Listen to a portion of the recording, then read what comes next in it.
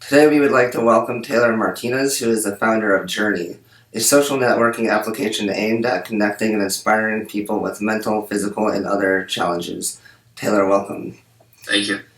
What kind of student were you in school, and was there a mentor that inspired you? So in high school, I ended up with probably about a 3.0 GPA when I ended up graduating from Corona Centennial. I ended up earning a scholarship to go to the University of Nebraska for football.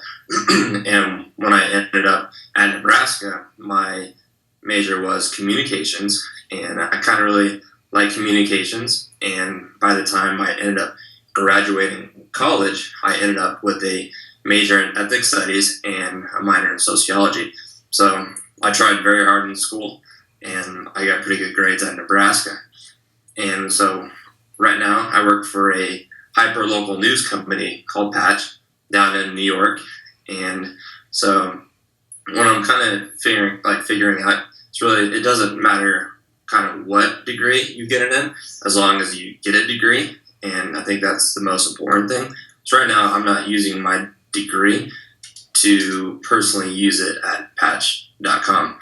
But I've had a few mentors in my life, and one of my main mentors is my dad, just because he went to Iowa State. He was one of the first kids in his family to go to college and earn a degree. So he ended up going to Iowa State. He played football down there. He ended up earning his bachelor's degree. And then at the age of about 22, 23, he ended up having me, and he was a school teacher. So while he was teaching school and while he had me, he went back to earn his master's degree. And so he ended up earning his master's degree while being able to have a child, be married, and being able to be a school teacher. So from all of that, I've kind of wanted to go to school, go to college, earn a degree, and just to kind of follow in his footsteps.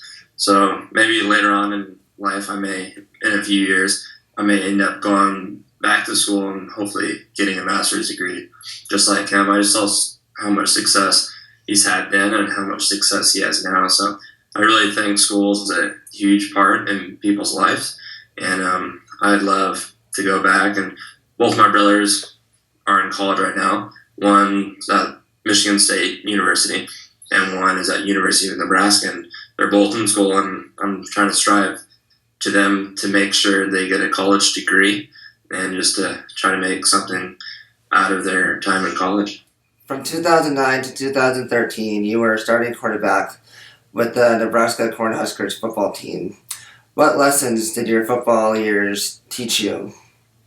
So when I ended up playing for the University of Nebraska, I was a four-year starting quarterback for them, and I really wasn't expecting to play as a freshman at such a young of an age, and no quarterback in Nebraska history has started for Nebraska. And so when I was a freshman, as a quarterback, you're a leader on the football team. And so the senior quarterback at the time, Zach Lee and Cody Green, Zach Lee ended up getting hurt his senior season. So while I was coming in, I was competing for the starting job. I ended up competing and ended up winning the starting job. And there's a lot of juniors and seniors on the team that upcoming year. And the hardest thing was for me to become a leader. So my time at Nebraska, I really became a leader. I became a team player. I figured out how to do time management. And I think the most important thing that I've learned at the time at Nebraska was time management, because time management isn't just for football. It's always also for it's like real life. So it's like your work, how to study for school, how to just do anything pretty much. And so, because time management will take you on for the rest of your life, and leadership will also. And I've learned just so much being at Nebraska, and I had a great experience. And so, so you participated in the Jack Hoffman run while at Nebraska. Who is Jack? Tell us a little bit about Jack and how he influenced you. So Jack Hoffman, he's a boy from Atkins, Nebraska. He's 10 years old. He had pediatric brain cancer, And during Nebraska spring football game, we had Jack Hoffman come on to the football field. So right before Jack was coming on the football field, me and Joe Gans were on the sidelines. We had a whiteboard, and Joe Gans was drawing up the play to show Jack, hey, this is the play you're going to run. There's going to be a pulling guard to your right. Taylor's going to hand you the football, and you're going to end up following him. So he's a little boy. He's nervous. There's 65,000 fans out there, and a lot of people really don't get an experience like a game experience in front of a great crowd. And so, it was third. I think it might have been second or third down. I don't really remember. So me and Jack end up running onto the field. The crowd is already going crazy. We all get lined up. The defense gets lined up, and so at Nebraska we clap to be able to take a snap. So I clap, grab the ball, and I handed Jack the football, and his first instinct was just to run. And so I was like, right when I handed Jack the football, he ran left. I was like, no, Jack. I was like, the play isn't going left. I was like, everyone's going right. So I ended up grabbing Jack and kind of pushing him back from going left to going right, and kind of guided him to going back the other way where there's a pulling guard.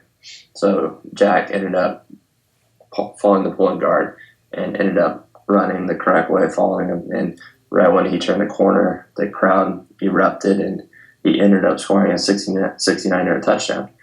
And so once that play happened, and it was awesome, and it was very heartwarming, and it sent chills down my body, and it ended up touching many of people's lives throughout the country and throughout the world. And that play ended up going on to winning the ESPYs. It ended up being on SportsCenter's top 10, and they ended up winning a lot of awards off of it. So it was a great experience, and so I'm so thankful to be a part of it.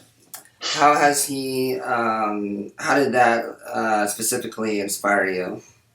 So that inspired me just because it just shows that there's so much more to life than only football. Mm-hmm. You could touch so many people's lives with such a simple play, like handing the football off, and everyone that was in that stadium, everyone that was a part of that play, people who asked Jack to be able to be a part of that play, it touched me. It's touched many of their lives, and it's a game changer, and it changes the way that you look at life. And I couldn't thank Jack enough for what he's done in his life and how much he's overcame, and he's just a joy, and every time I see him, he's happy and smiling, and so he's just happy to be alive, and he's a great kid. By the way, congratulations on your recent launch of Journey. Can you explain a little how the app works and who it's meant to reach?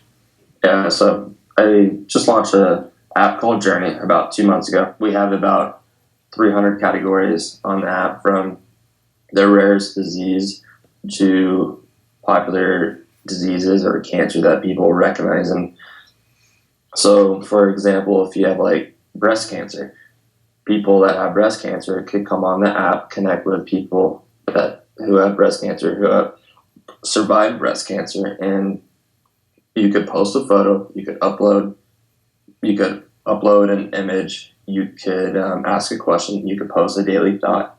And so say if you post a daily thought, hey, my day is going great, or they ask a question like, what are you doing today?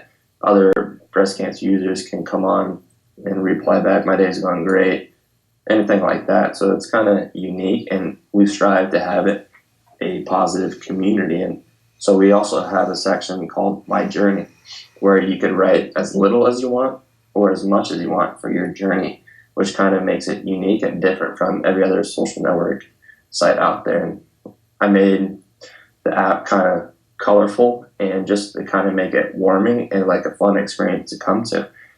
And so we've had really good feedback. Apple featured Journey about a month ago for social media, and one of the best apps out there for social media right now, just for Apple to show its support and just to show how well and how far our journey has come within that month. And so I think it's a great application, and hopefully it could keep on growing every day. So Friends of Quinn was founded for people with learning differences, dyslexia, ADHD. How can Journey help people like them? So people that have like ADHD or dyslexia, they could download the app Journey, the Positive Social Network, on the App Store. And once they go to the App Store, they could download it, create a profile, and they could go to, they could choose a category, ADHD or dyslexia. And once they sign up, they could find users that have ADHD or dyslexia. They could post photos, they could message each other back and forth. They can ask a question to each other, show a daily thought. They can share each other's journey, kind of how I was explaining earlier, what they've gone through, from what they've gone through to whatever they want to kind of explain on everything that's going on. So it just connects you guys on like a more of a personal level instead of maybe like a Facebook group. A lot of people don't go on there and check it very often.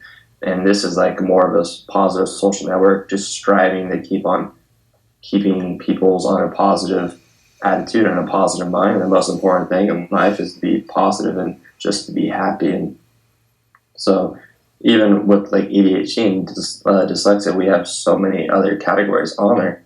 Even if you don't have ADHD, you could become a supporter. You could become a supporter of dyslexia or a supporter of ADHD.